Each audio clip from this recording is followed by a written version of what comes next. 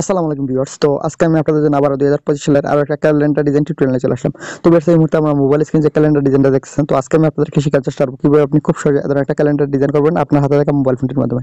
তো ভিউয়ার্স, এই ধরনের ক্যালেন্ডার ডিজাইন করতে আপনার প্রয়োজন পড়বে পিক্সেল অ্যাপস এবং পেল ফাইল। তো সবকিছুর লিংক আপনি এই ভিডিও ডেসক্রিপশন বক্সে অথবা কমেন্ট বক্সে পেয়ে যাবেন। তো ফার্স্টলি আপনি এগুলো কষ্ট করে ডাউনলোড করে নেবেন।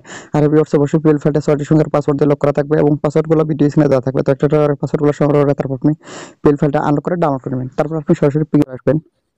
তো পিক্সেল অ্যাপসে চলে আসার পর আপনি এখানে ফার্স্ট এই যে পেল ফাইলটা আপনি ডাউনলোড করছেন, তো পেল ফাইলটা এখানে ইনপুট করতে হবে কাস্টমাইজ করার জন্য। তো তার জন্য আপনি থ্রি ডট আইকনে ক্লিক করবেন, ওপেন পেল ফাইল এখানে ক্লিক করবেন, তারপর পেল ফাইল এখানে ক্লিক করবেন। তো আপনার পেল ফাইল এই জায়গায় চলে আসবে, অথবা আপনি ডাউনলোড ফাইলে, এই যে এটা হচ্ছে ডাউনলোড ফাইল, এখানে আপনি পেয়ে যাবেন। তো আমার পেল ফাইলটা আগে থেকে এখানে অ্যাড করা আছে, তো আমি এখান থেকে অ্যাড করে দিলাম। তো এটা হচ্ছে কি আজকের 2025 সালের ক্যালেন্ডার ডিজাইন। আর এটা এই মুহূর্তে পেল ফাইল এখানে রয়েছে, তো এটাকে আপনি এখন আপনার মনের মতো কাস্টমাইজ করতে হবে।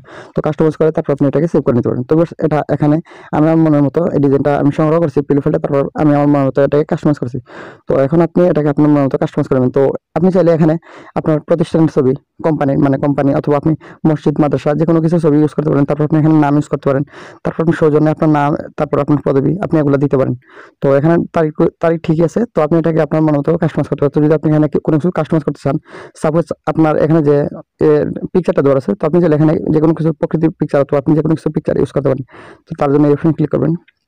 তো একদম নিচে পিকচারটা দেওয়া আছে, আপনি হাতে লকটা খুলে দিবেন। তারপর এটার উপর আপনি ক্লিক করবেন। তারপর আপনি এই যে রিসিলেক্ট অপশনে ক্লিক করবেন। তারপর এখান থেকে আপনার ফোনের গ্যালারি থেকে আপনি একটা ছবি এখানে ইনপুট করে দেবেন। তো আমি আপনাদেরকে একটা ছবি, এই ছবিটা আমি চেঞ্জ করে দেখাই।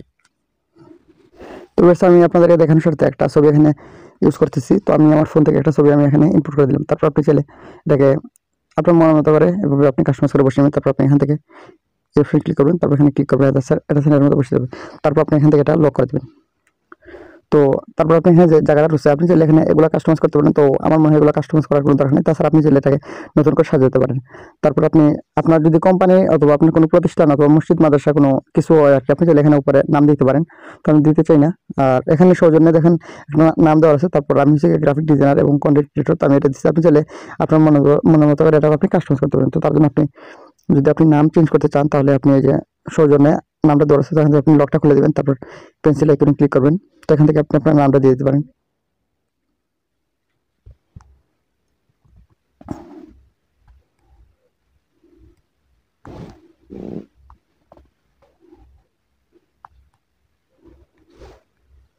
তো আমি একটা নাম এখানে দিয়েছি, এটা আমার মনের মতো।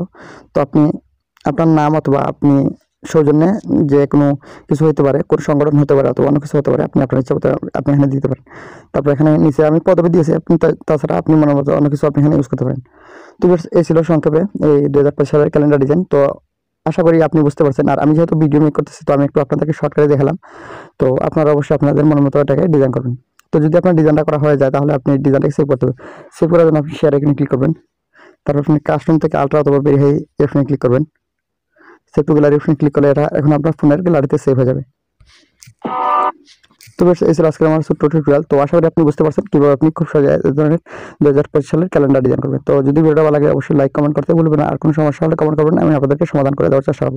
চ্যানেলের নতুন দর্শক হলে অবশ্যই চ্যানেলটা সাবস্ক্রাইব করতে ভুলবেন না। ধন্যবাদ ভিডিও দেখার জন্য।